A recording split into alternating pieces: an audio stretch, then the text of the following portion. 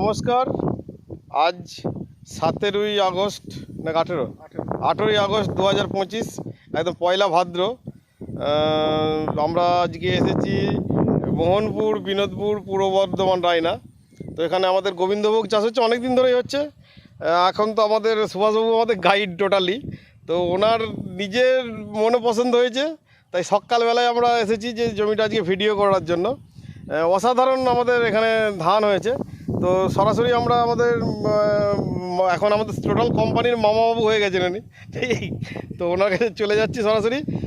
তো আপনি যে এতদিন ধরে চাষ করছেন জ্যাকপট দিয়ে, হ্যাঁ, কি পার্থক্য বুঝছেন? পার্থক্য জ্যাকপট দিয়ে চাষ করে প্রথম থেকেই তো আমি বলেছি যে না, এটা আস্তে আস্তে আমরা সম্পূর্ণ 100% অর্গ্যানিকের দিকে আসার জন্য চেষ্টা করব। তো আমি এবছর মোটামুটি আমার 4 বছর জ্যাকপট দেওয়া হয়ে গেছে, মানে 4টে বছর, মানে কি 4-5টা সিজন, আমাকে 4-5টা ক্রপ আমি এই জমি থেকে তুলেছি। আমার জ্যাকপটের কোর্স কমপ্লিট হয়ে গেছে। এবার আমি এবছরে একটা লক্ষ্য নিয়েছি যে 100% অর্গ্যানিক করার জন্য, যেটা আমি আমাদের সায়েন্টিস্টদের কাছে আবেদন রেখেছিলাম যে আমার 20 থেকে 25% রাসায়নিকের যে ঘাটতিটা রয়েছে, সেই ঘাটতিটা জৈব আকারে পূরণ করে দেওয়ার জন্য আমি আবেদনটা রেখেছিলাম।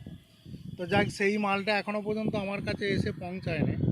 তবে এই যে ধানটা আপনারা দেখছেন, এই ধানটা এখনও পর্যন্ত কোনোরূপ কিছু রাসায়নিকেতে প্রয়োগ করা হয়নি।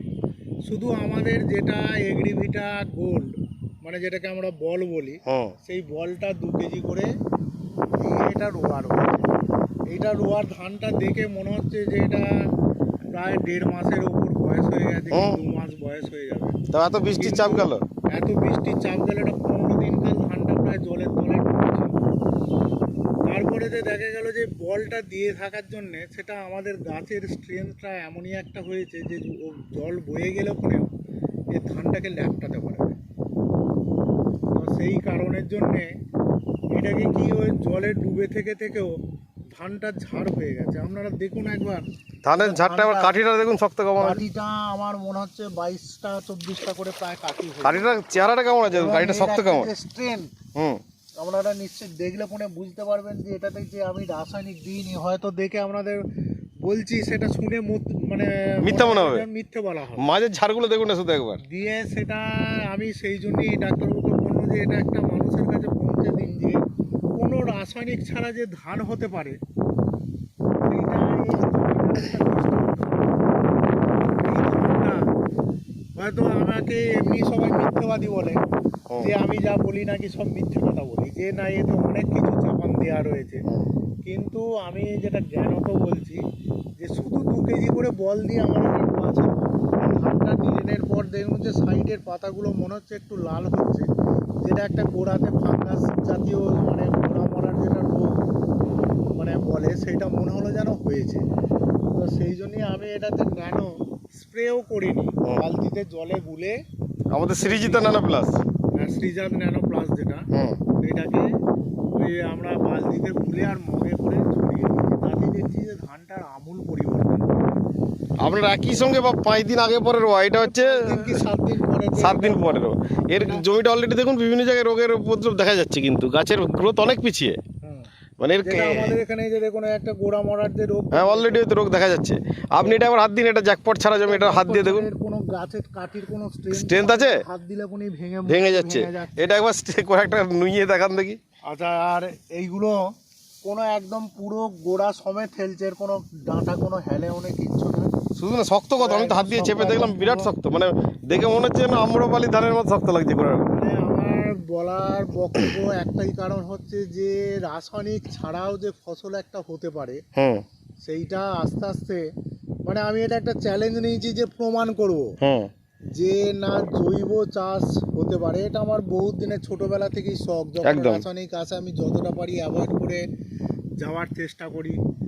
তাতে বিভিন্ন ধরনের বিভিন্ন কোম্পানি এসে বিভিন্নভাবে সব ঠকিয়েও গেছে, এখনো ঠকাচ্ছে। পার্মানেন্ট ভাবে কেউ কোনো কিছু সলিউশন দিতে পারেনি। আমি ডাক্তারবাবুর কাছে আগেও বলেছি, এখনো বলেছি, যেটা আমাকে ফিডব্যাক দেবে আমি কিন্তু সেই মালই ইউজ করি। এখানে কোনো ব্যবসা করতে আসি না, আমি চাষিদের স্বার্থে। এখানে না একদম ছোটবেলা থেকে, আমার 12 বছর 13 বছর বয়সে বাবা মারা গেছে, তখন থেকে আমি হাতে কলমে প্র্যাকটিক্যাল চাষ করি। এবং এই যে চাষিদের একটা কি কষ্ট, সেখানে কি খরচা, কি তার ফিডব্যাক, এটা আমি এখন চাষটাকে প্রায় কমার্শিয়াল হিসেবে নিয়ে নিয়েছি। আমার ফিডব্যাক না থাকলে আমি যাব না। তো আমার যদি ফসল খরচা কম করে ফসল যদি বেশি হয়, আমি গতানুগতিক পদ্ধতিতে কেন যাব? ফসলের কোয়ালিটি, ফসলের কোয়ালিটি তো নো ডাউট ভালো একদম। ধানের রেশিও কেমন আসছে? ধানের রেশিও মানে আপনাদের এই এলাকাটা টোটাল ধান চাষ হয়? তার মধ্যে যে কোনো চাষির থেকে আমাদের রেশিও সেরা থাকে। আচ্ছা, আপনার আগের থেকে চাষের খরচ বেড়েছে না কমেছে? একদম অনেক কমে গেছে। আমি যদি এটাতে শুধু 2 কেজি বল মানে বিঘেতে 300 টাকা খরচা করে আমার যদি এই ধানটা হয়ে থাকে, এখন পর্যন্ত এতে কোনোরূপ কিছু কীটনাশক দেওয়া হয় না। কীটনাশকের কোনো লক্ষণও তো আমি চোখে পড়ছে না কিছু। 30 দিন আপনার ধানটাকে রোয়া হয়েছে, যেটুকু গুঁড়ো গাড়া পোকা ছিল ন্যানোটা দিয়েছি, ওসব চলে গেছে। হ্যাঁ, ন্যানোতে সব চলে যাবে। এরপর আমি নিম তেলটা দেবো, আর আমাদের ওই যে ভিটামিন যেটা নির্মলা 80 আর নির্মলা এগ্রিভিটা যেটা ওইটা স্প্রে করে দেবো, ব্যাস এটাই আমাদের সিদ্ধান্ত। সেটা এইটা ন্যানোটা দিয়েছি বলে 1 সপ্তাহ একটু ওয়েট করতে বললো। 1 সপ্তাহ পরে তো এইটাতে যদি আমার মনে হয় আমাদের ওই যে এগ্রিভিটার পাতাটাই হোক, আর ওই এরপরে কি ভিটামিন দেওয়ার কোনো প্রয়োজন আছে? তো অলরেডি মোটামুটি মনে হচ্ছে যেন কাঠিগুলোকে তোলার জন্য ওই আমরা এগ্রিভিটার পাতাটাই হোক, হ্যাঁ এগ্রিভিটা পাতা দিলে কাঠিগুলো উঠে যাবে। মাইক্রোম্যাক্সটা দিলে উঠবে, আমাদের নির্মলা মাইক্রোম্যাক্সটা দিলে উঠবে। ওটার জন্য নিম তেলটা দিয়ে দেবো। এটা এই যা গাছ হয়ে গেছে, এটা আর 15 ml তে কাজ হবে না, এটা আমাকে 20-25 ml দিতে হবে, কারণ এটা গাছের পাতাটা তো অনেক হয়ে গেছে, অনেকটা হয়ে গেছে, তখন এটা 15 ml তে কাজ হবে না, এটা 20 ml করে 20 থেকে 25 ml করেই দিতে হবে। আমি একদম ক্যামেরাটা নিয়ে যাচ্ছি ধান গাছের গোড়ায়, শুধু ধান গাছের কাঠিটার আমি শুধু একবার দেখতে চাইছি। চেহারাটা একদম পুরো আঙুলের মতন মোটা, কলা গাছের মতো। ওই 3 নম্বর 4 নম্বরটা দেখি, 4 নম্বরটা, হ্যাঁ ওই পরেরটা, হ্যাঁ ওই দেখো ওটা সবকটা ঝাড়ি একদম মনে হচ্ছে না কলা গাছের সেই কলা ভেংসের মতো লাগছে একটা গাছ। আরেকটা দেখুন, আমি আরেকটা জমি দেখাবো, মানে আমারই ম্যানেজার চাষ করেছে, সেটা ও অন্য লোকের জমি নিয়ে, সেটাতে কোনো মানে জ্যাকপট ব্যবহার করেনি, ব্যবহার করে শুধু আমাদের গ্র্যানিউলসটা ব্যবহার করেছে, মানে যেটা এগ্রিভিটা গোল্ডটা দিয়ে সেটা চাষ হয়েছে। ওটা ম্যানেজার ওরা ওইখানটা নিরুচ্ছে, তো সেইটা আমি একবার যে দেখাবো।